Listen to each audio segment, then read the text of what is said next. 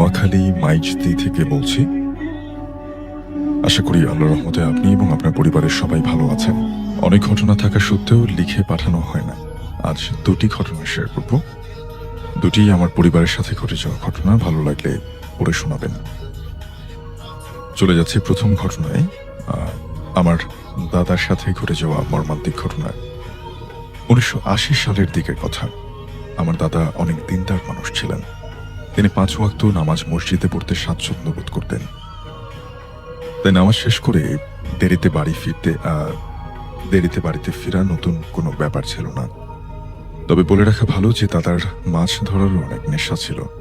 তাই যখনই সময় পেত দাদা বড়শি নিয়ে চলে যেত মাছ ধরতে। একদিন দাদা এশা নামাজ পড়ে বাড়ি ফিরতে অন্যান্য দিনের চেয়ে একটু বেশি দেরি হয়ে যায়। একটি বৈঠক শেষ করে আসতে হয়। দাদা যেই রাস্তা দিয়ে বাড়িতে ফিরতেন সেই রাস্তার মাঝখানে একটা বাঁশ ঝাড় পড়ত, কিন্তু কখনো কোনো সমস্যায় পড়েননি। সেদিন বাড়িতে ফেরার সময় দাদা অন্যান্য দিনের মতোই দোয়া কালাম মনে মনে জপতে জপতে বাড়িতে যাচ্ছিলেন। তিনি হঠাৎ অস্বাভাবিক কিছু অনুভব করতে পারেন। তখন তিনি খেয়াল করে দেখেন যে তিনি বাঁশঝাড়ের সামনেই অবস্থান করছেন, কিন্তু তিনি বাঁশঝাড় পার হতে পারছিলেন না।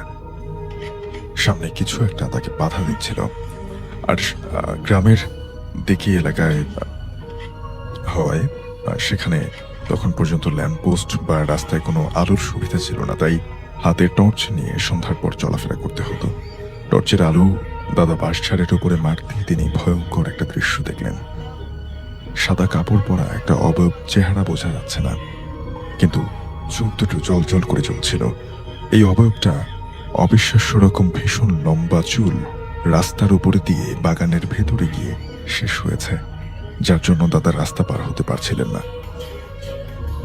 অর্থাৎ বাগানের ভেতরে তিনি দেখলেন যে আলো, তিনি যেতে পারছিলেন না। তিনি লাইট মারতেই দেখলেন যে একটা সাদা অবয়ব, যেটা ভীষণ ভয়ঙ্কর রকম চেহারা, কিন্তু চেহারাটা অতটা বোঝা যাচ্ছিল না। তার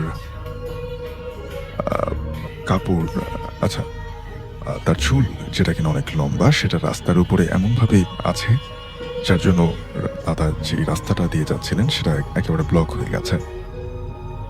তো এজন্য দাদা রাস্তা পার হতে পারছিলেন না। কিন্তু দাদা সেটাকে চুল সরাতে বললে সে কিছুতেই চুল সরাতে চায় না। অর্থাৎ আগেরকার মানুষ অনেক সাহসী ছিলেন। তখন তারা যেটা বলেন যে প্রায় সময়ই আসলে জিন বা অশরীরী দেখা পাওয়া যেত, যেহেতু লোকবসতি তেমন একটা ছিল না। অনেক জায়গাতেই তাদের হাঁটাহাঁটি হতো। কিন্তু দাদা যথারীতি তিনি তেমন একটা ভয় পাননি। তিনি বরং ওই অশরীরীকে বললেন যে তোমার চুলটা সরিয়ে নাও। এমন সময়ে সে অশরীরী চুল সরাতে রাজি হয়নি। সে কোনো তোয়াক্কা না করে সামনের দিকে তাকিয়েছিল। এরপরে দাদা মনে মনে দোয়া কালাম করতে থাকেন, কিন্তু কিছুতেই তাকে মোকাবেলা করতে পারছিলেন না। চুলের উপর দিয়ে রাস্তা পার হলে দাদার অনেক বড় বিপদ হবে, সেটা তিনি ভালোভাবেই জানতেন। শেষমেশ সেটা একটা বিকট হাসি দিয়ে তোকে দেখে নেব এটা বলে হাওয়ায় মিলিয়ে যায়। ঘটনাটা এখানে শেষ হলো। অনেক ভালোই হতো, কিন্তু এমনটা হলো না। পরের দিন থেকে দাদার প্রচুর জ্বর হলো। কোনো ওষুধই তাকে কাজে দিচ্ছিল না। জ্বরের 3 দিনের মাথায় দাদা অজু করতে কলতলায় গিয়েছিল। অনেকক্ষণ হয়ে যায়, ফিরে আসে না। দাদি কলতলায় গিয়ে দেখে তিনি খুবই বাজে অবস্থায় পড়ে আছে।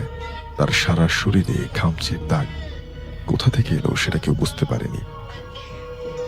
অর্থাৎ কলপাড়ে হয়তো সেই অশরীরী তার উপরে আসলে আবার আক্রমণ করে, এবং এরই মাঝে দাদা বুঝতে পারছিল তার সময় ঘনিয়ে এসেছে।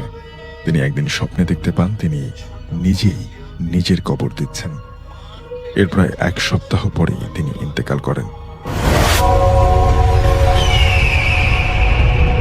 আমি KM জাহিদ, মাদারীপুরের কালকিনি থানায় আমার বাসা। আমি এর আগে ঘটনা পাঠিয়েছি, সেটা পড়ে শোনাইয়েছেন, তার জন্য আপনাকে অনেক অনেক ধন্যবাদ। এই ঘটনাটা আমার দুলা ভাইয়ের সাথে ঘটে গেছে। যাই হোক, আমি ঘটনায় চলে যাই এবং তার সাথে যেভাবে ঘটেছে আমি সেভাবেই বলার চেষ্টা করব। আশা করি ভালো লাগবে। আমার নাম শরীফুল ইসলাম। আমি পেশায় একজন ইঞ্জিনিয়ার। আমার বাসা ঝিনাইদহ জেলার মহেশপুর থানার, গ্রামের নাম সঙ্গত কারণে আমি বলছি না। ঘটনাটা যখন ঘটে তখন আমি ক্লাস 10-এ পড়ি। আমার বাবা চাকরি করতো, তাই আমাদেরকে ঢাকায় থাকতে হতো, কিন্তু দাদা ও দাদি থাকতো গ্রামে। সেই সময়টায় বর্ষাকাল, পুরো গ্রাম থই থই করছে। হঠাৎ একদিন আমি কি মনে করে গ্রামের বাড়িতে যাই, কয়েকদিন ঘুরে আসবো এই বলে। পাশের বাড়ির একজন কাকা ছিল, তার নামটাও বলতে পারছি না কারণ তার অনুমতি নেই। তিনি ছিলেন আমার থেকে ২-৩ বছরের বড়, মানে খুব একটা ব্যবধান না। কাকা রাতে একদিন বললেন যে, চল মাছ মারতে যাব। আমি তো এক পায়ে রাজি, কারণ একটু দুষ্ট প্রকৃতির ছিলাম আমি। যেই কথা সেই কাজ। লাইট আর কোচ নিয়ে আমরা বের হলাম মাছ শিকার করতে, যাকে বলে আলো কোপানো, মানে রাতে আলো দিয়ে কোচের সাহায্যে মাছ শিকার। মাছ ধরতে ধরতে মাঠের মাছ থেকে কখন যে আমরা নদীর পাড়ে চলে এসেছি সেটা আমাদের খেয়াল নেই। হঠাৎ কাকা বলল, শরীফ দেখ, একটা চন্দন কাঠ। আমিও তাকিয়ে দেখলাম যে একটা কাঠ ভেসে আছে। কাকা বলল, এই কাঠটা বাড়িতে নিয়ে যাই। আমি বললাম, আরে না, এই কাঠ নিয়ে কি করবো আমরা? ও একটা কথা বলতে ভুলে গেছি যে আমরা ভেলা নিয়ে মাছ শিকার করতে এসেছে। কাকা বলল যে কথা না বাড়িয়ে কাঠটা তুলে নেয়, কিন্তু কাঠ নিতে হলে ভেলা থেকে নেমে নদীর পাড়ে যেতে হবে, কারণ মাঝে এক হাত মতো জায়গা, যেটা উঁচু জমি, যার কারণে ভেলা নিয়ে কাঠের কাছে যাওয়া যাবে না। অর্থাৎ তিনি যেটা বলছিলেন যে গ্রামে বর্ষাকালে মাঠগুলো তো কিন্তু পানিতে থই থই করে, প্রায় ৩ হাত মতো বা ৩ ফিট মতো আসলে পানি জমে যায়। তো সেটার উপরে ভেলা নিয়ে ভেসে ভেসে অনেকেই মাছ শিকার করে থাকেন, তেমনটাই তারা করছিলেন। এরপরে তারা মাঠের কাছ থেকে মাছ শিকার করতে করতে কখন যে আসলে নদীর পাড়ে পৌঁছে গেছেন সেটাও তাদের ততটা একটা খেয়াল নেই। সেখানে গিয়ে দেখেন যে নদীর পাড়ে একটা কাঠ পড়ে আছে। তখন শরীফ, যিনি এই ঘটনার চরিত্র, তিনি যেটা দেখলেন যে তার কাকা বলল যে, ওই কাঠটা নিয়ে আয়, কাঠটা চন্দন কাঠ। তো সে বলল যে, আসলে এটা নিয়ে কি করবো? তখন বললো যে, তুই ভেলায় নিয়ে আয়। এখন ভেলা থেকে নামতে হলে, ওই নদীর পাড় পর্যন্ত যেতে হলে মাঝখানে একটু জায়গা, হয়তো সেটা কোনো আল হতে পারে যেটা জেগে আছে, যেখান থেকে ভেলা দিয়ে সম্ভব না যাওয়াটা, সুতরাং তাকে পানিতে নামতে হবে। তাই ভেলা থেকে নদীর পাড়ে আমি চলে যাই এবং কাঠটা তোলার জন্য একটুখানি নামতে হবে হাঁটু সমান পানিতে। আর নামলে কাঠটা তুলে আনা যাবে। আমি অলরেডি হাঁটু সমান পানিতে নামি, কিন্তু অদ্ভুত ব্যাপার হলো, কাঠটা একটা সমান গতিতে সামনের দিকে এগিয়ে যাচ্ছে, মানে নদীর ভেতরের দিকে। কিন্তু আমি সেটা খুব একটা বুঝতে পারছিলাম না, কারণ আমি সেই কাঠের সাথে সাথে আমি হাঁটছি। কাকা হঠাৎ বলল যে, শরীফ, কোথায় নামছিস? আমি লাস্ট খেয়াল করলাম যে আমি অনেকটা পানিতে নেমে গেছি, আর কয়েক পা সামনে গেলেই আমি পুরোপুরি খালের পানিতে ডুবে যাব। এরপরে দেখলাম যে কাঠটা আমার হাতের সামনে, কিন্তু কাঠটা পোড়া। আমি যখন ভেলা থেকে কাঠটা দেখছিলাম তখন কাঠটা কিন্তু আমি ঠিক দেখছিলাম, কিন্তু এবার আমি এসে দেখলাম যে কাঠটা অনেকটা পোড়া। তবুও ভাবলাম যে এতদূর যেহেতু এসেছি, কাঠটা নিয়ে উঠবো। কাঠে হাত দিতেই আমার সারা শরীরে একটা ঝাঁকুনি অনুভূতি হয়। আমি রীতিমতো ভয় পেয়ে যাই, কিন্তু আমি আবারও হাত বাড়াই কাঠটা ধরতে। কিন্তু দ্বিতীয়বার কাঠটা ধরতেই সেটা পানির নিচের দিকে টান দিল আমার হাত সহ। এবার আমি খুব ভয় পেয়ে যাই, পুরো শরীর আমার কাঁপতে থাকে। তারপরে আমার মনে হলো যে আমি পুরো ডুবে যাচ্ছি পানির সাথে। তখন আমার মনে পড়লো যে এখানে একটা হিন্দু পাড়া রয়েছে এবং মাঝে মাঝে এখানে মানুষ পোড়ানো হয়, তার মানে হচ্ছে এটা শ্মশানের কাঠ। আমি উঠে আসি ভেলায় এবং কাকাকে বলি, কাকা, এটা তো পোড়ানো কাঠ শ্মশানের, চলো এই কাঠটা নেওয়ার দরকার নেই। কিন্তু আমি যে ভয় পেয়েছি সেটা কাকাকে আর বলি না। আর ওটা ছিল একটা অস্থায়ী শ্মশান, অর্থাৎ ২-১টা পরিবারের লাশ ওখানে পোড়ানো হয়। আসলে কিছু গোত্র রয়েছে হিন্দুদের মধ্যে, হিন্দু সমাজে, যাদেরকে আসলে কিছু রিচুয়াল মেনে দাহ করানো হয়। চিতায় এই চন্দন কাঠের ব্যবহার করা হয়, যেটা আমি শুনেছি অনেক জায়গায়। তো তিনি যেটা বলছেন, এখন আমি নিশ্চিত হলাম যে একটা অস্থায়ী শ্মশান সেখানে, অর্থাৎ হতে পারে সেই বিশেষ গোত্রের যারা রয়েছেন তাদের জন্য আসলে সেই শ্মশান ঘাটটি তৈরি হয়েছিল, অর্থাৎ ২-১টা পরিবারের লাশ ওখানে পোড়ানো হয়। এর জন্য নিজেদের অজান্তে আমরা চলে গিয়েছিলাম। এরপরে মাছ মারতে মারতে বাড়ির দিকে আবার রওনা দিই। সেখান থেকে ২০ মিনিট লাগার কথা বাড়ি যেতে, কিন্তু অনেক পরিমাণে মাছ থাকার কারণে আমরা মাছ মারতে ব্যস্ত ছিলাম, আমি আর কাকা দুইজনেই। কিন্তু আমরা খেয়াল করিনি যে আমরা বাড়ি ছেড়ে 15 কিলোমিটার দূরে আরেকটা শ্মশানের কাছে কখন জানি চলে এসেছে। যখন আমরা আমাদেরকে শ্মশানের সামনে আবিষ্কার করলাম, তখন আমিও কাকা দুজনে রীতিমতো ভয় পেয়ে যাই। এর মধ্যেই আমরা সনসন বাতাস, কেমন যেন একটা গুমোট পরিবেশ। কাকার বুঝতে বাকি রইল না যে আমাদের সাথে কি হতে যাচ্ছে। তাই কাকা সিদ্ধান্ত নিলেন, যদি ভেলায় বাড়ি ফিরতে চাই তাহলে আমাদের সাথে খারাপ কিছু অবশ্যই হবে, কারণ মাঠের মাছ দিয়ে ভেলা নিয়ে যেতে হবে, বাড়ি ঘর কোনো কিছুই নেই সেখানে। তাই কাকা বলল, শরীফ মাছগুলো ভেলায় রাখ, তাড়াতাড়ি উপরে উঠে আয়। মাছগুলোর সাথে নিয়ে আসা মনে হচ্ছে বিপদ ডেকে আনা হবে, অর্থাৎ একটা দমকা বাতাস এবং ছমছমে পরিবেশ হওয়াতে তিনি আঁচ করতে পারছিলেন যে হয়তো কোনো খারাপ কিছু এই মাছগুলোর জন্য তাদেরকে আক্রমণ করতে পারে। তখন তারা যেটা করলেন যে ভেলার উপরে মাছগুলো রেখে তারা এবার আর মাঠের মাঝখানে পানির উপর দিয়ে ভেলায় করে না, রাস্তা দিয়ে রওনা হলেন। কিন্তু আবার বলছি, মাছগুলো কিন্তু ভেলায় রেখে গেছে। এরপরে কাকা তাড়াতাড়ি শ্মশানের সামনের রাস্তা দিয়ে কত ঘন্টা হেঁটে দৌড়িয়ে বাড়িতে আসছি তা মনে নেই। আমাদের ঘুম থেকে উঠে আমি ভেলা আর মাছের হাঁড়িগুলো আনতে যাব, এমন সময় চোখ পড়ল ঘাটে। দেখি ঘাটে ভেলাটা ফেরানো। কিন্তু অদ্ভুত ব্যাপার হলো, সেখানে যেই হাঁড়িতে মাছ রাখা হয়েছিল এমন কোনো চিহ্ন নেই। আমি ভাবলাম কাকা হয়তো আমি ঘুম থেকে ওঠার আগেই এসব এনে রেখেছে। কিন্তু কিছুক্ষণ পরে কাকার সাথে আমার দেখা হলো। বলল যে চল গিয়ে ভেলাটা নিয়ে আসি। আমি বললাম, কাকা তুমি ভেলা এনে রেখে দেবে, এখন মজা নাও আমার সাথে। কিন্তু কাকা বলল, না আমি তো মাত্র ঘুম দিয়ে উঠলাম। কাকার বাসায় গিয়ে কাকা খেয়াল করলো যে তার মাছের হাঁড়ি তার বাসাতেই আছে, ঠিক যেখানে সবসময় রাখা হয়। এবার আমরা অবাক হয়ে গেলাম যে সব কি হচ্ছে আমাদের সাথে। এর কয়েকদিন পরে ওই ঘটনাটা আমি ভুলে যাই এবং একাই আমি মাছ মারতে বের হই। রাত 8টার সময় আমি গিয়েছিলাম, কিন্তু মাছ মারতে মারতে একটা সময় আমাকে সেই শ্মশানের সামনে আবিষ্কার করলাম। কিন্তু তখন ফজরের আজানের শুরুতে আজানের সুর আমার কানে ভেসে আসছে। আমি তবুও ভয়ে তাকিয়ে থাকি নিস্তব্ধ শ্মশানের দিকে, আর হাতে থাকা মাছের হাড়ির দিকে তাকিয়ে দেখলাম একটাও মাছ নেই। আমি ভয়ে নিশ্চুপ হয়ে আবার বাড়ির দিকে রওনা দিলাম। বাড়ি এসে ঘুমিয়েছিলাম, কিন্তু ঘুম থেকে উঠে দেখি আমার প্রচন্ড জ্বর। সবাই জিজ্ঞেস করলেন যে কি হয়েছে, কিন্তু আমি কোনো কিছু বলিনি, কারণ মাছ মারতে যাওয়া বারণ ছিল আমার।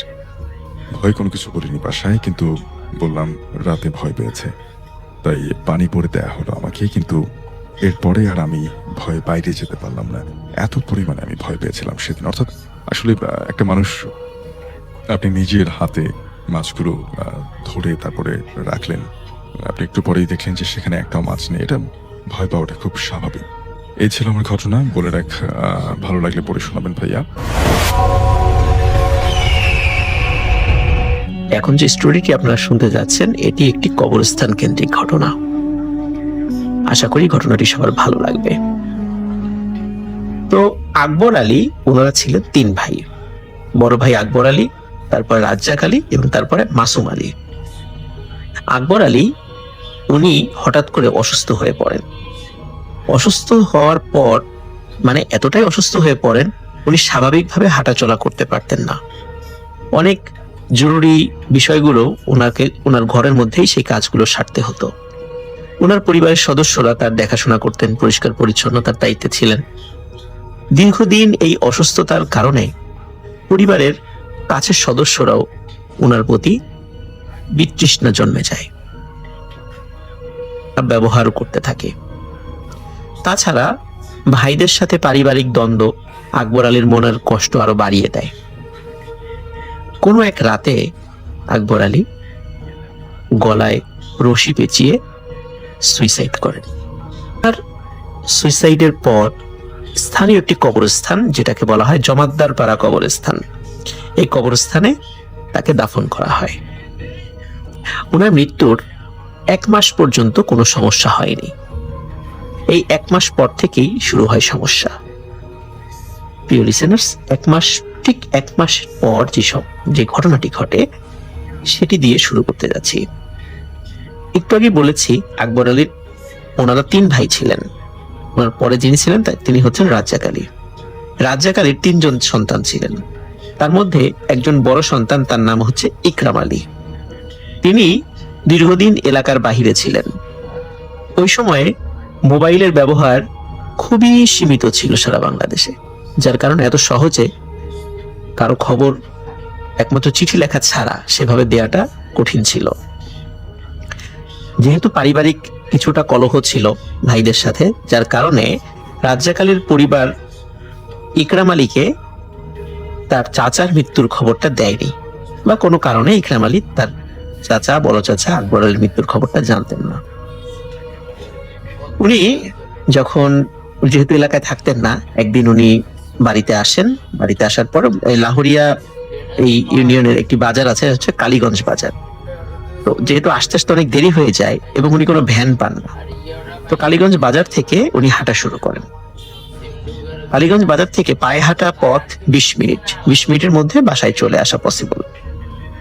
হাঁটতে হাঁটতে প্রথমে একটি ইটের ভাটা পড়ে, এটাকে ইদ্রিস জমাদ্দারের ভাটা বলে এলাকায় পরিচিত। এই ভাটা থেকে বাড়ি খুব কাছে, তো ভাটা পর্যন্তই সাধারণত ভ্যান গাড়ি আসে, এরপরে আসে না।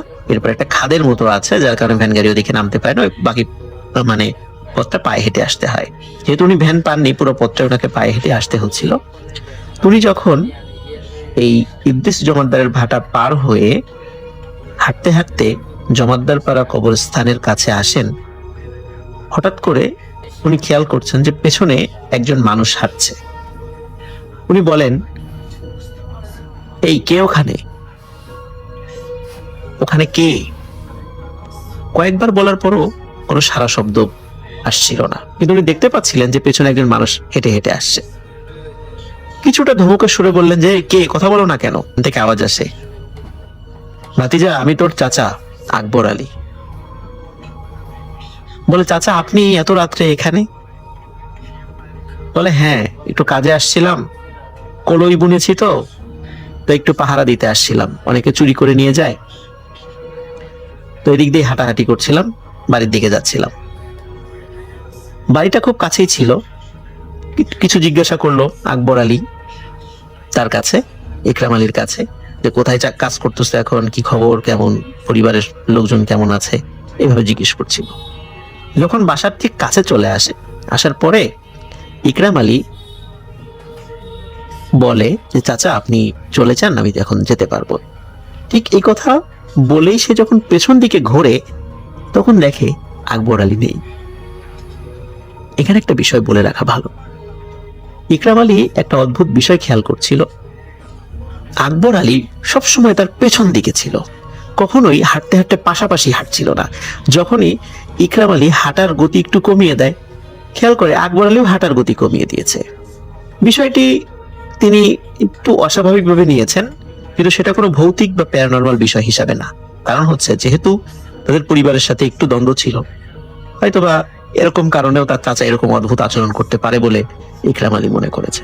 কিন্তু হঠাৎ করে কোনো কথাবার্তা না বলে আকবর আলীর পেছন থেকে চলে যাওয়া, ইকরাম আলী বিষয়টা স্বাভাবিকভাবে নিতে পারেনি। তিনি মনে কষ্ট পান যে চাচা এইভাবে আমাকে না বলে চলে গেল কেন। ইকরাম আলী বাড়িতে যান। বাড়িতে যাওয়ার পর রাতের বেলা তখনও বাড়ির লোকজন জেগেছিল। তখন মা বাবা যখন খাবার দাবার রেডি করছিল, তখন খেতে খেতে ইকরাম আলী তার পরিবারের সদস্যদেরকে বলে যে, চাচার সাথে কি তোমাদের কোনো গন্ডগোল হয়েছে কিনা? আমার সাথে এতদূর আসলো, অথচ কথা না, মানে কিছু বিদায় না দিয়ে, মানে বিদায় কোনো কথা না বলেই চলে গেল, এমনটা কেন? বিষয়টা তো আমার ভালো লাগলো না। তখন তার মা বলে যে, বাবা তোমার কি মাথা খারাপ হয়েছে? তোমার চাচা তো 1 মাসেরও বেশি হলো গলায় ফাঁস লাগিয়ে সুইসাইড করেছে। এ কথা শোনার সাথে সাথে ইকরাম আলী খুবই ভয় পেয়ে যায়। বলে, তাহলে আমি এতটা পথ কার সাথে আসলাম? প্রিয় লিসেনার্স, ঘটনাটির শুরু কিন্তু এখান থেকেই। এখান থেকে মানে হচ্ছে প্যারানরমাল বিষয়টার শুরু এখান থেকেই। এরপরে সামনে আরো ভয়ঙ্কর ঘটনা ঘটতে যাচ্ছে। এর ঠিক কিছুদিন পরে আরেকটি ঘটনা ঘটে। সেটা হচ্ছে আলামিনের দাদার আপন ছোট ভাইয়ের ছেলে, তার নাম হচ্ছে ওহিদ আলী, যিনি যশোর জুট মিলে কাজ করতেন। একদিন যশোর থেকে তাড়াতাড়ি কাজ সেরে তিনি যশোরেই থাকতেন। কাজ সেরে বাড়িতে আসার জন্য রওনা দেন। বাড়িতে আসার জন্য রওনা দিয়ে ওই দিন আবার কালীগঞ্জ বাজারে হাটের দিন ছিল। তো হাট থেকে তিনি অনেকগুলো কই মাছ কেনেন। হাটে অনেক পরিচিত লোকদের সাথে দেখা হয়, তাদের সাথে গল্প গুজব করতে করতে বেশ দেরি হয়ে যায়। রাত তখন প্রায় 9টা বাজে। একটি ভ্যানে উনি রওনা দেন বাড়ির উদ্দেশ্যে। ইদ্রিস জমাদ্দারের ইটের ভাটা পর্যন্ত ভ্যান আসে, একটু আগে আমি বলেছি। সেখান থেকে ভ্যানকে বিদায় দিয়ে উনি বাজারের ব্যাগ, যার মধ্যে কই মাছ ছিল, সেটি নিয়ে হাঁটতে শুরু করেন।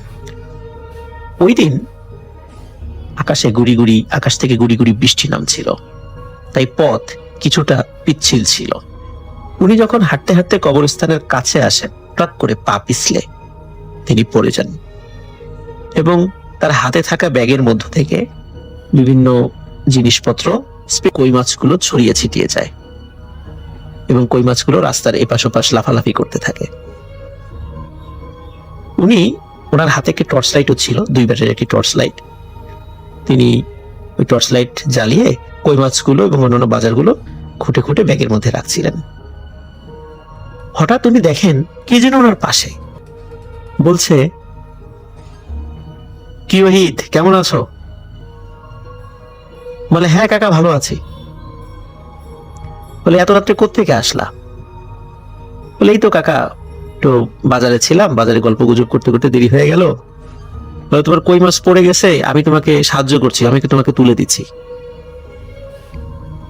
তখন ওহিদ আলীর মনে পড়ে, আরে এ তো আকবর চাচা, উনি না মারা গেছেন, আমার কই মাছ তুলে দিচ্ছেন ইনি।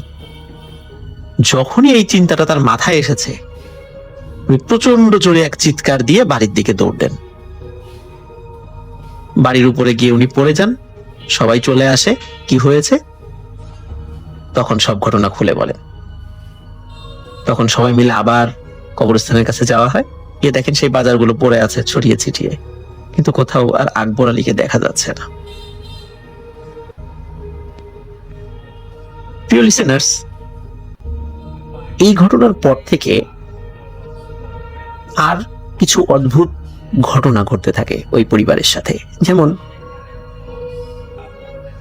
ওই পরিবারের লোকজন, স্পেশালি আকবর আলীর পরিবারের লোকজন, রাতের বেলা কোনো কারণে ওয়াশরুমে যাওয়ার জন্য যদি বের হতো বা অন্য কোনো কারণে যদি বের হতো, অধিকাংশ সময় হঠাৎ করে তার নাম ধরে যিনি গিয়েছেন তার নাম ধরে ডাকতো, যে কি মনি, কি করো,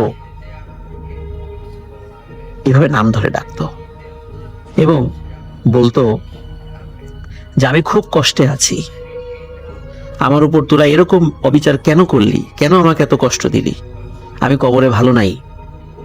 এইভাবে উনি কথা বলতেন।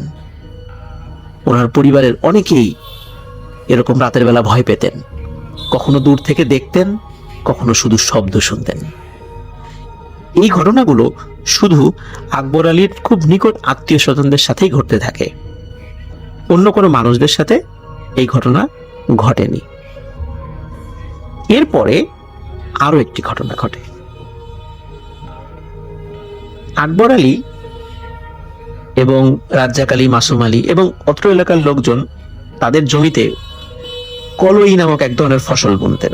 কলই, মসুরির ডাল, এই ফসলগুলা বুনতেন। তো এমন একটি সময় আসলো যখন কলই পেকে গিয়েছে, মানে তখন তোলার সময়। কিন্তু সমস্যা হলো যে এগুলো রাত্রেবেলা চুরি হয়ে যেত। একদিন এশার নামাজের পর এই আলামিনের মেজ কাকা, মানে যিনি এই ঘটনাটি আলামিনকে দিন, মেজ কাকা, আলামিনের দাদা এবং আরো কয়েকজন মিলে এশার পরে খাওয়া দাওয়া করে চিন্তা করলেন যে আমরা রাত্রেই আজকে সব কলই তুলে ফেলবো আমাদের ক্ষেত থেকে, কারণ চুরি হয়ে যেতে পারে। আবার যদি হঠাৎ করে রাত্রেবেলা বৃষ্টি হয় তাহলে আরো ঝামেলা হয়ে যাবে। এই জন্য ওনারা কয়েকটা গরুর গাড়ি রেডি করলেন, যেগুলো ওনাদের নিজেদের গরুর গাড়ি, যে একটা গরুর গাড়িতে কেটে তুলে দিবেন, সেটা বাড়িতে পাঠাবেন, আবার আর একটায় তুলে দিবেন, এইভাবে বাই রোটেশন দ্রুত যাতে এই কলই কাটা হয়ে যায় এবং বাড়িতে পাঠিয়ে দেওয়া যায়। আলামিনের মেজ কাকা উনি একটি গরুর গাড়িতে উঠলেন এবং কলই ভর্তি গরুর গাড়ি নিয়ে উনি বাড়ির দিকে যাওয়া শুরু করলেন। অন্যরা তারা মাঠে কলই কাটছিল রাতের বেলা। গাড়িটি যখন চলতে চলতে ঠিক কবরস্থানের কাছে চলে আসে, হঠাৎ করে আলামিনের মেজ কাকা লক্ষ্য করে দূরে কি যেন একটা আবছা আবছা দেখা যাচ্ছে। আর এই গাড়িটি অস্বাভাবিক রকমের নড়াচড়া শুরু করেছে এবং সামনে থাকা দুটি গরু মনে হচ্ছে ওরা ভয়ঙ্কর কিছু দেখেছে। ওরা প্রচন্ড জোরে ছোটাছুটি শুরু করে দিয়েছে, এলোপাথারি ছোটাছুটি, এবং এত বেশি মাত্রায় এলোপাথারি ছোটাছুটি শুরু করে দিয়েছে যে গরু দুটি তাদের দড়ি ছিঁড়ে গাড়িটিকে রাস্তার এক পাশে ফেলে রেখে দৌড়ে বাড়ির দিকে চলে গেছে। গাড়িটি রাস্তার এক পাশে পড়ে যায়। আলামিনের মেজ কাকা কিছুটা চোট পান। রাস্তার পাশেই ছোট ছোট কয়েকটি তাল গাছ ছিল। আলামিনের কাকা লক্ষ্য করেন এই তাল গাছের চতুর্দিকে ছোট ছোট কিছু বাচ্চারা খেলাধুলা করছে। 2 থেকে 3 বছর বয়সী বাচ্চারা হবে।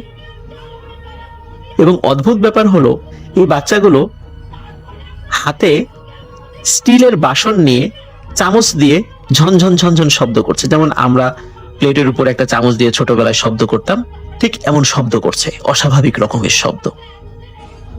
উনি বুঝতে পারলেন ভয়ঙ্কর কিছু উনি দেখছেন, এটা কোনো স্বাভাবিক বিষয় নয়। উনি প্রচন্ড ভয় পেয়ে একটি চিৎকার দিলেন। ওনার চিৎকারে ওনার বাড়ির লোকজন দ্রুত চলে আসে, কারণ ওর বাড়িটি ওই কবরস্থানের খুব কাছেই ছিল। উনি চিৎকার দিয়ে সেন্সলেস হয়ে পড়ে যান। ওনার বাড়ির লোকজন এসে তাকে উদ্ধার করার পর ওনার জ্ঞান ফেরার পরে সব ঘটনা খুলে বলেন যে হঠাৎ করে কবরস্থানের কাছে আসার সাথে সাথে গরুগুলো কেমন যেন উন্মাদের মতো চলাফেরা করছিল, তাদের আচরণ অস্বাভাবিক ছিল। এই ঘটনার পর আকবর আলীর ইমিডিয়েট ছোট ভাই রাজ্জাক আলীর সাথে আরেকটি ঘটনা ঘটে। রাজ্জাক আলী ওই দিন কোনো কারণে বাসায় ফিরতে দেরি হয়ে যায়। ওনার একটা বাইসাইকেল ছিল, সেই সাইকেলটি উনি ফিরছিলেন। রাজ্জাক আলী যখন সেই জমাদ্দারপাড়া কবরস্থানের কাছে চলে আসেন, উনি হঠাৎ খেয়াল করেন যে কবরস্থানের পাশে যে মাঠ রয়েছে, এই মাঠে একটি গরুর গাড়ি রয়েছে, কিন্তু গরু নেই, গরুর গাড়িটি জাস্ট এমনি মাটির উপর রয়েছে, এবং এই গাড়ির উপরে কে যেন হাত পা ছড়িয়ে শুয়ে রয়েছে। উনি অবাক হন, কি ব্যাপার? চাঁদের আলো তিনি দেখতে পাচ্ছেন যে একটা মানুষ এখানে হাত পা ছড়িয়ে শুয়ে রয়েছে, লুঙ্গি পরা, খালি গায়ে। উনি বলেন, কে ওখানে? 2 বার বলার পর আওয়াজ আসে, ভাই আমি আকবর, তোর ভাই। তোরা তো আমাকে বাড়িতে থাকতে দিলি না, কবরের মধ্যে অনেক গরম রে, আর সহ্য করতে পারছিলাম না, তাই উঠে আসলাম। বাইরে অনেক বাতাস, তাই না? যখনই এইটা উনি শুনতে পান রাজ্জাক আলী, তখন উনি প্রচন্ড চিৎকার দিয়ে সাইকেল ফেলে বাড়ির দিকে দৌড়তেন। বাড়ির সদস্যরা ওনার অপেক্ষায় ছিল, রাত হয়ে গিয়েছিল যেহেতু। তোনার এরকম আচমকা চিৎকার চেঁচামেচি শুনে সবাই আগে থেকে একটু বেরিয়ে আসেন বাড়ির। কি ব্যাপার বাবা, এত জোরে চিৎকার করছে কেন, কি হয়েছে? তখন বলে এই ঘটনা। সবাই মিলে আবার কবরস্থানের কাছে যায়, দেখে গরুর গাড়িটিও নেই, আকবর আলীও নেই। এই ঘটনা যখন ঘটতে থাকছিল প্রতিনিয়ত, তখন আকবর আলীর পরিবারের সদস্য এবং তার যে অন্যান্য আত্মীয় স্বজনরা একটা সমাধানের পথ খুঁজতে থাকেন। ভালো একজন আলেমের সাথে পরামর্শ করেন যে কেন এমনটা হচ্ছে, শুধু পরিবারের সদস্যদের সাথেই ঘটছে, অন্য কেউ কিন্তু কবরস্থানে কিছু দেখছে না বা তাদের সাথে কোনো কিছু ঘটছে না। তখন ওই আলেম বলেন যে আসলে ওনার মৃত্যুটা যেহেতু স্বাভাবিক ছিল না, এটা একটা বিষয়। আর একটা বিষয় হচ্ছে যে তার যখন জানাজা পড়ানো হয়েছিল, জানাজাটা ত্রুটিপূর্ণ ছিল। তাহলে এখন সমাধান কি? সমাধান হচ্ছে যে সবাই মিলে আমরা একটি গায়েবানা জানাজা পড়ব, আর ওনার রুহের মাগফিরাতের জন্য কিছু গরিব এতিম দুস্থদেরকে দান খয়রাত এবং খাওয়া দাওয়া করিয়ে দিতে হবে। প্রিয় লিসেনার্স, যখন আকবর আলীর পরিবার এবং তার অন্যান্য আত্মীয় স্বজনরা তার রুহের মাগফিরাতের উদ্দেশ্যে সাদকা এবং দান খয়রাত করলেন এবং গায়েবানা জানাজা করলেন। এরপর থেকে এখন পর্যন্ত আর কোনো ঘটনা ঘটেনি সেখানে। আসসালামু আলাইকুম রাসেল ভাই, ঈদ মোবারক। আশা করছি আপনি ভালো আছেন। তো রাসেল ভাই, এই ঈদ স্পেশাল এপিসোডে আজকে আমি আপনাকে এমন একটি ঘটনা শেয়ার করছি, যে ঘটনা ঈদের দিনের একটি ঘটনা। তো কথা না বাড়িয়ে সরাসরি আমি ঘটনায় চলে যাচ্ছি। তো রাসেল ভাই, এই যে ঘটনাটা আপনার সঙ্গে আমি শেয়ার করছি, এই ঘটনাটা আজ থেকে প্রায় 10-15 বছর আগের ঘটনা আর কি। আমি তখন ক্লাস 6 কি 7-এ পড়ি আর কি। তো রাসেল ভাই, কোরবানি ঈদের দিনে আসলে আনন্দটা কেমন হয়, একদিন থেকেই শুরু হয়। যেমন রোজার ঈদের আনন্দটা রোজার প্রথম দিন থেকেই কিন্তু শুরু হয়, কিন্তু কোরবানি দিনের আনন্দটা কোরবানির যেদিন খোলা হয় সেদিন থেকেই কিন্তু শুরু হয়। তো এই আনন্দটা এত বেশি ছিল যে তখন তো মানে এলাকার মানুষ অনেক মানে কি বলে আন্তরিক ছিল, সবাই সবার জন্য অনেক ভালো মানে ত্যাগ তিতিক্ষা প্রকাশ করতো, কিন্তু এখন তো এরকম হয় না।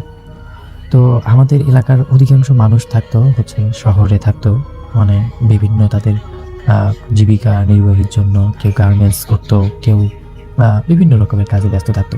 তো যখনই ঈদের সময় আসতো ঠিক তখনই তারা সবাই চলে আসতো।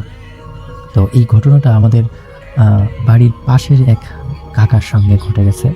তো কাকা ঈদে যখন মানে বাড়ি আসার জন্য ওইখান থেকে রওনা দিল, তো উনি কি বলে বুধবার ছুটি পাইছে। বুধবার ছুটি পাওয়ার পর বৃহস্পতিবার উনি বাসে উঠছে। এইখানে আসলে উনি শুক্রবারে হচ্ছে এখানে উপস্থিত হবে। তাহলে হচ্ছে শনিবারে উনি জামাতে অংশগ্রহণ করবে আর কি, ঈদের নামাজে।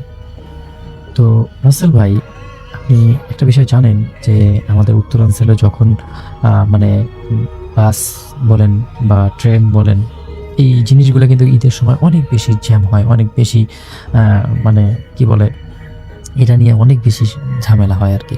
তো এই জন্য আমার কাকা একদিন আগেই বের হয়ে গেছিল, কিন্তু ট্রেনে এত বেশি মানে সমস্যা ছিল যে ওনার বাড়ি আসতে মানে উনি বুধবার উঠছে সকাল 10টার দিকে, বাড়ি আসার কথা হচ্ছে রাত 8টার দিকে, কিন্তু সেই ট্রেনটা তাকে বাড়িতে পৌঁছে দিয়েছে রাত প্রায় তখন 3টা বাজে।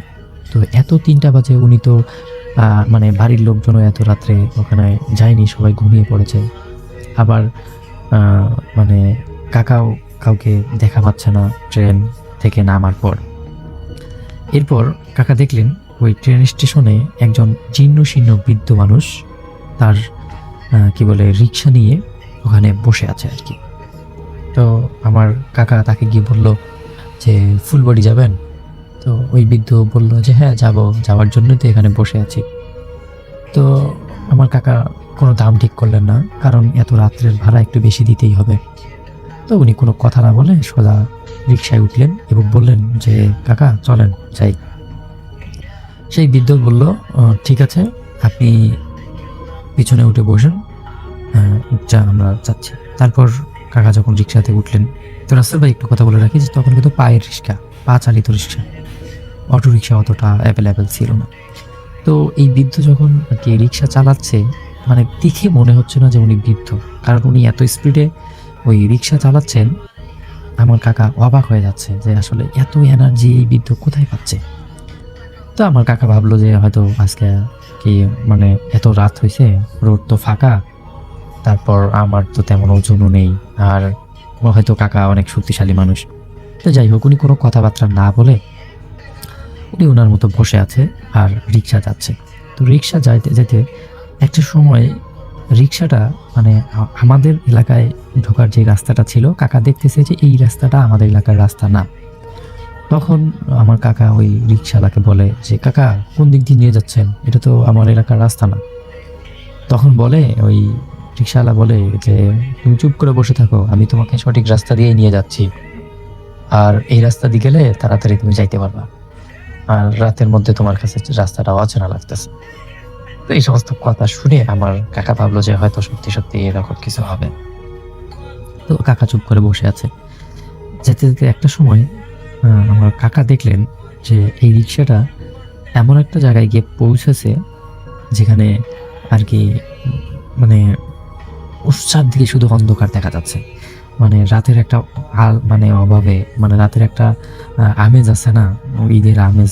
রাত 3টা বাজলেও একটা মানুষের একটা কি বলে আলো কোথাও জ্বলবে, কোথাও একটু লাইট টাইট দেখা যাবে, এরকম কোনো কিছুই দেখা যাচ্ছে না। সম্পূর্ণ ভিন্ন একটা জায়গা মনে হচ্ছে। আমার কাকা বললেন, কি মামা রিক্সাওয়ালা কাকা, আপনি আমাকে কোথায় নিয়ে আসলেন? তখন এই রিক্সাওয়ালা কোনো কথা বলছে না, এবং রিক্সাওয়ালাটা হঠাৎ করে কেমন জানি একটু গোঙানি শুরু করছে। মানে এমন গোঙানি শুরু করছে যেটা আর কি অসহনীয়। তখন বললেন যে কাকা কি হয়েছে আপনার, আপনি এরকম করতেছেন কেন? তখন ওই রিক্সাওয়ালা বলে যে আমি মানে কি বলবে, উনি জরুরত ছাড়বে আর কি। তো বললেন ঠিক আছে, আপনি যান, জরুরত ছাড়েন, এখানে এইরকম করার কি আছে? তখন আমার কাকা রিক্সার মধ্যে বসে রইলেন, এবং ওই যে কি বলে রিক্সাওয়ালা ছিল উনি একটু সাইডে গেলেন, এবং এই যে উনি সাইডে গেলেন, যাওয়ার পর উনি আর আসতেছেন না। ওনাকে আর কাকা কোথাও মানে 2 মিনিট 3 মিনিট 4 মিনিট 5 মিনিট হয়ে গেল, তারপরেও এখন পর্যন্ত ওই রিক্সাওয়ালা আসতেছে না। তারপর আমার কাকা বেশ খানিকটা অবাক হয়ে গেলেন, কিরে এই লোকটা রিক্সা রেখে আমাকে রেখে কোথায় গেল? তখন উনি কি করলেন, উনি আর কি ওনার যে ব্যাগটা রিক্সার মধ্যে রেখে উনি একটু রিক্সা থেকে নামলেন। নামার পরে উনি দেখলেন সেটা আসলে ওনার কল্পনার বাইরে ছিল। উনি দেখলেন যে ওনার আশেপাশে মানে কোনো রাস্তা নেই, রাস্তার এটাই শেষ মাথায় চলে আসছে। সামনেই একটা নদী, পাশে একটা শ্মশান ঘাট, এবং দূরে একটা বড় বটগাছ। এবং এই সমস্ত কিছু দেখে আমার কাকা আর কি কোনো কি বলে সেন্সে আর কি ওনার কুলকুলাইতেছে না যে কিরে এটা কি হলো তার সাথে। মানে উনি কোনোভাবে এটা নিতে পারতেছে না আর কি। তো এরকম যখন অবস্থা তার সঙ্গে দাঁড়ায়, তখন উনি কি করবে উনি কোনো কিছু বুঝতে পারতেছে না। কিন্তু আমার কাকা গ্রামের লোক হয়, উনি তো একটু কোরআন তেলাওয়াত জানে। তো তখন উনি কি করলেন, উনি ওনার যে মানে যতটুকু জানা আছে অতটুকু উনি পড়া শুরু করলেন। কিন্তু যেটা দেখলেন সেটা তার কাছে এত বেশি মানে আশ্চর্যজনক ছিল, যেটা আর কি বলার বাইরে। উনি দেখলেন যে উনি যেই রিক্সাটার মধ্যে আসছেন, সেই রিক্সাটাও এখন দেখা যাচ্ছে না, কোনো কিছুই নেই। উনি একদম ধুধু একটা মানে ফাঁকা জায়গার মধ্যে আসছে, চারপাশে হচ্ছে সব ভয়ানক ভয়ানক দৃশ্য, ভয়ানক ভয়ানক লাগতেছে তার কাছে। এটা শুনে তার আর কোনো কিছুই ভালো লাগতেছে না। তো এরপর যখন উনি ঘাড় ফিরে মানে উনি যেই দিকে আসছেন আর কি, সেই দিকে আসার জন্য আর কি প্রিপারেশন নিচ্ছেন, ঠিক সেই সময়ে কেউ ওনাকে পিছন থেকে বলল, কিরে ভাড়া দিবি না? এটা শোনার পর আমার কাকা আর কি কোনো কিছুই আর ঠিকঠাক থাকলো না। কারণ উনি যে এখানে আসছে তার মানে ওনার এইটা এখন শিওর যে ওনাকে কেউ এখানে নিয়ে আসছে, কারণ যেহেতু ভাড়া চাচ্ছে তার মানে ওনার সব কিছুই জানে। তো আমার কাকা এরপর আর কোনো কিছু বলে নাই, উনি সজোরে একটা দৌড় দিতে চাইলো। কিন্তু যখনই উনি দৌড় দিল তখন উনি দেখলো ওনার সামনে উনি আরও একটা নদীর মধ্যে পড়ে গেছেন। নদী বলতে সেখানে ধানের ক্ষেত ছিল, ধানের ক্ষেত আর কি, বর্ষার সময়ের একটা ঘটনা। তো তো ওনার হাঁটু সমান পানির মধ্যে উনি মানে দৌড়াদৌড়ি করছে, এরকম একটা অবস্থা। তো এটা দেখার পর উনি মানে ওনার সেন্স ঠিক থাকতেছে না। রাসেল ভাই একটা জিনিস বুঝতে পারেন যে হঠাৎ করে উনি এতদূর জার্নি করে আসছে, আসার পর এইরকম একটা দৃশ্য, এরকম একটা ঘটনা তার সঙ্গে ঘটতেছে, উনি তো কোনোভাবেই নিজেকে কন্ট্রোল করতে পারতেছে না। তো একটা সময় গিয়ে উনি মানে ওইখানে দৌড়তে দৌড়তে দৌড়তে দৌড়তে কোনো একটা রাস্তা খুঁজে পায়, এবং রাস্তা খুঁজে পাওয়ার যখন উনি পায় তখন আর কি ওনার সেন্স হারিয়ে যায়। দৌড়াতে দৌড়াতে হাঁপাতে হাঁপাতে উনি সেন্স হারিয়ে যাওয়ার পর ওখানেই আর কি পড়ে থাকেন। পরদিন সকালে উনি নিজেকে একটা বাড়ির মধ্যে দেখেন, এবং যেই বাড়িটার মধ্যে ওনাকে রাখা হয় তখন উনি আর কি যখন জ্ঞান ফিরলেন তখন উনি জিজ্ঞেস করলেন যে আমি কোথায়, আমি এখানে কোথায় আসলাম, অত বাড়ি থেকে থাকার কথা। তখন ওইখানকার লোকজন ওনাকে বলল যে গতকাল রাত্রে আমি তো আপনাকে আমার ক্ষেতের মধ্যে পেয়েছি, তো আপনার কি হয়েছে আপনি বলুন। তখন আমার কাকা গত রাত্রের পুরো ঘটনাটা যখন তাদেরকে বলল, তখন সবাই অবাক হয়ে গেল যে আপনি তো মারাত্মক একটা জিনের খপ্পরে পড়েছেন। ওই স্টেশনে তো এরকম অনেকের সাথেই হয়, তো আপনার কপাল ভালো যে আপনার সাথে তেমন কোনো ক্ষতি হয়নি। তখন আমার কাকা বিষয়টা জানতে চায় যে আসলে কি হয়েছে, এটা আপনি একটু খুলে বলুন। তো তখন আমার কাকাকে যেটা বলে সেটা হচ্ছে যে ওই গ্রামে একজন রিক্সাওয়ালা ছিল, যিনি অনেক পরিশ্রমী ছিল, কিন্তু কোনো একটা সন্ত্রাসী দল তাকে একদিন ভাড়া করে নিয়ে যায়। ভাড়া করে নিয়ে গিয়ে ওই যে একটা আমাদের এলাকার শেষ মাথায় একটা শ্মশান ঘাট এবং পানি এইরকম একটা জায়গায় নিয়ে ওনার রিক্সাটা নিয়ে ওনাকে আর কি মানে ওনাকে মেরে ফেলে আর কি। তো এরপর থেকেই ওনার আত্মা, অশুভ আত্মা বিভিন্ন সময় বিভিন্ন মানুষের সঙ্গে এরকম ভয়ানক দৃশ্যের সঙ্গে অনেকেই আর কি উপস্থিত হয়, অনেকেই কি বলে এরকম অনেক, আপনার সাথে তো তেমন কিছুই হয়নি কিন্তু অনেকের সঙ্গে আরো খারাপ কিছু হয়। তো তখন আমার কাকা এগুলো শুনে উনি আরো বেশি ঘাবড়ে যায় এবং পরবর্তী সময় ওনার এত বেশি জ্বর হয়, উনি ওই জ্বর থেকে প্রায় 7 দিনের ভালো হয় আর কি। তাও আবার ওই জ্বর ভালো করার জন্য ওই গ্রামেরই, যেই আমাদের গ্রামের না, ওই যেই গ্রামে আর কি কাকাকে পাওয়া যায় সেই গ্রামের একজন ভালো পরহেজগার একজন ব্যক্তি আছে, তার কাছে নিয়ে যাওয়া হয় এবং তিনি আর কি যত সমস্যা হয় ওই রোগে, কারণ ওই পরহেজগারের বন্ধুই ছিল ওই রিক্সাওয়ালা, তো উনি জানতেন যে এই রিক্সাওয়ালা কি করবে না করবে। তো ওই পরহেজগার ব্যক্তি আমার কাকাকে একটা তাবিজ দেন, যে তাবিজ নেওয়ার পরের 13 দিন পর আমার কাকা একদম পরিপূর্ণ সুস্থ হয় এবং এখনো কাকা আছে। আমি আসলে লোকেশনটা বললাম না, তাহলে হয়তো সবাই বিষয়টা নিয়ে ঘাটাঘাটি করবে। তো রাসেল ভাই, এটাই ছিল ঘটনা, যদি ভালো লাগে তাহলে শেয়ার করবেন। তো আমি যার ঘটনা শেয়ার করব সেই ভাইটার নাম হচ্ছে সুমন। তিনি আমার খুব পরিচিত বড় ভাইয়ের আপন খালাতো ভাই।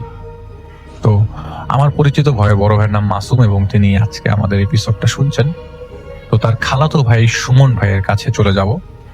তো তিনি বলেছেন তিনি তখন চাকরি করতেন ঢাকায়, এবং ঢাকায় থেকে চাকরি করতেন এবং তার পরিবারের লোকজন থাকতো চিটাগংয়ে। তাদের পরিবারটা হচ্ছে একান্নবর্তী পরিবার। তিনি তার বাবা মার একমাত্র ছেলে। তিনি ম্যারিড ছিলেন না। গ্রাজুয়েশন শেষ করে মিরপুরের আশেপাশে একটা মেস না, আসলে তিনি একটা ফ্ল্যাটের মতো ভাড়া নিয়েছিলেন, যেখানে তিনি একা থাকছিলেন।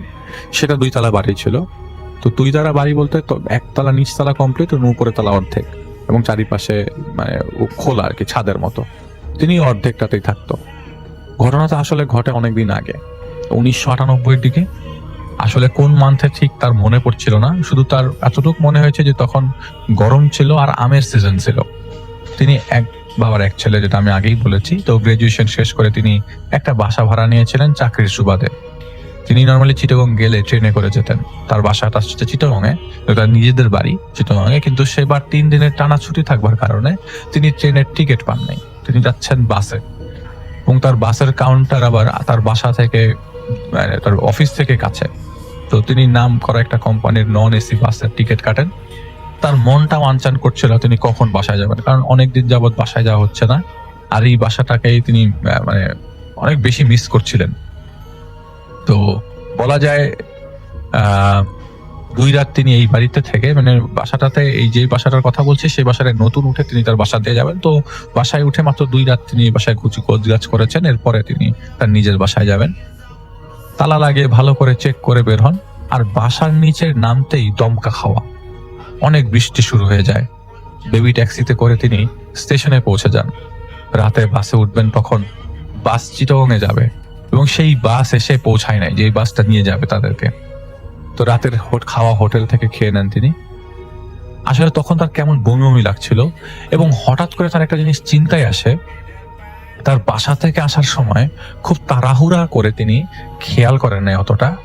তার এতটুকু মনে হয়েছিল বাসা থেকে বের হয়ে যাওয়ার সময় সব লাইট অফ করে দিয়ে দরজা লাগিয়ে দিলে, তার মানে তালা লাগাতে যাবে এমন সময় তার মনে হলো ঘরে কেউ আছে, তালাটা লাগিয়ে দিয়ে যাবে এমন সময় ঘরে কেউ আছে। তো ওই মুহূর্তে যেহেতু ঝড় শুরু হয়েছিল আর ইলেকট্রিসিটি চলে গেছিল, তার কাছে মনে হয়েছে না, এটা তার মনের ভুল হয়েছে, তার ঘরে কে থাকবে, তার কথা তিনি তালা লাগিয়ে আসছে। বাতাস এত জোরে বইছিল যে তিনি দৌড় দেন। এত কিছু চিন্তা ভাবনা করেন নাই তিনি আসলে। যাই হোক, তার বাস আসে রাতে 1টায়, অনেক দেরি হয়ে গেছে বাস আসতে। যাই হোক, বাসের ভেতরে জায়গা নাই, মানে বাসের ভেতরে পারে না মানুষ দাঁড়া করিয়ে নিতে। তো যেহেতু এটা বলেছে একটা নাম করা বাস অনেসি বাস, তো যে কয়টা সিট সে কয়টাই মানুষ। তিনি অফিস শেষে যাচ্ছিলেন, তাই টায়ার্ড ছিলেন অনেক। বাসে কিছুক্ষণ থাকার পর তিনি আর বলতে পারবেন না তিনি কখন ঘুমিয়ে গেছেন। ঘুম থেকে উঠে দেখেন বাসের ভেতরে মাত্র 16 থেকে 17 জন, মানে নেমে গেছে বাস থেকে অনেক মানুষ। মিরসরাই বাস স্ট্যান্ড ক্রস করছেন তার বাস। খুব বেশি দূরে না চিটাগং তখন, কিন্তু বাসের মানুষ সব কই গেল। তিনি তার পাশের সিটে একটা ভদ্রলোক ছিল, তাকে পেলেন না, পেলেন তার বন্ধুকে। তার ফ্রেন্ড মিরসরাই থেকে উঠেছে। তো তিনি জিজ্ঞেস করলেন, আরে ভাই তুই কোত্থেকে আসলি? মিরসরাইতে আবার তার ফ্রেন্ডের নানির বাড়ি। তো তার ফ্রেন্ড বলছে, আরে নানির বাড়ি আসছিলাম, তোর কি খবর বলতো, তোকে যে এখানে পাবো তো বুঝি নাই। তো উনি তার ফ্রেন্ডকে জিজ্ঞেস করছেন, বাসায় যাচ্ছিস তো নাকি? তার ফ্রেন্ড বলে অনেক বড় একটা দীর্ঘশ্বাসের মতো নিয়ে দীর্ঘশ্বাস নিল, বললো যে হ্যাঁ, তোর খবর কি বল আগে। তো বন্ধুর মধ্যে হঠাৎ করে দেখা, 4-5 মাস পর দেখা। তিনি বললেন, আমার খবর চলছে যাচ্ছে তাই, তুই তোর বিজনেস কেমন চলছে? তার এই ফ্রেন্ড আবার এলাকার ফ্রেন্ড এবং একসাথে বড় হওয়া, তার এই ফ্রেন্ডের সাথে অনেক কথা হচ্ছিল। তার ফ্রেন্ড আবার কিছুদিন আগেই বিয়ে করেছে, কথা হচ্ছিল সবকিছু নিয়ে। বাস থামলো স্টেশনে, তার ফ্রেন্ডের সাথে কথা বলতে বলতে তিনি যে কখন ঘুমিয়ে গেছিলেন তিনি তা নিজেও জানে না। ঘুম থেকে উঠে তিনি দেখেন তার ফ্রেন্ড বাসে নাই। কন্ডাক্টরের ডাকে তারপর তার ঘুম ভাঙে। তো তার ঘুম ভাঙার সাথে সাথে তার মনে হচ্ছিল, জানি তো আমি ঘুমিয়ে গিয়েছিলাম। তার ফ্রেন্ড মনে হয় তাকে ডাকছে, দেখে যে না, কন্ডাক্টর ডাকছে। তিনি বাস থেকে নামেন এবং নেমে আশেপাশে তার ফ্রেন্ডকে খোঁজেন, কারণ স্টেশন একটা, ওখান থেকে বাসা যেতে হবে। কিন্তু তার ফ্রেন্ডকে পাচ্ছিলেন না। রিক্সা নিলেন এবং তার বাসার উদ্দেশ্যে রওনা হলেন। তখন সকাল 5:30 পৌনে 6টা। কিছু দূর রিক্সা নিয়ে আগাতেই তিনি তার ফ্রেন্ডকে দেখেন। তখনও অন্ধকার, কারণ মেঘ করেছে আকাশে, এখানে বৃষ্টি হবে প্রচন্ড। তার ফ্রেন্ড দাঁড়িয়ে আছে একটা রাস্তার কর্নারে, তার ফ্রেন্ড দাঁড়িয়ে আছে। তখন বলে, এই রিক্সা থামো থামো থামো থামো। তো দৌড়ে তার ফ্রেন্ডের কাছে যায়, বলে যে কিরে, তুই আমাকে জাগালি না কেন, চলে আসলি কেন? আকাশটা মেঘলা, তাড়াতাড়ি চল, একদম কালো করে রেখেছে, বৃষ্টি আবার চলে আসবে, তোরে বাসায় নামাই দিব, তুই চল আমার সাথে। তার ফ্রেন্ড বলে যে, দোস্ত ভালো থাকিস, আব্বা আমার খোঁজ নিস, আমি পরে আসতেছি, তোর সাথে আমার দেখা হবে। তো তিনি রিক্সার মধ্যে তাড়াহুড়া করে যায়। তো তিনি মনে করেন তার ফ্রেন্ডের হয়তো বা কোনো কাজ আছে, হয়তো তিনি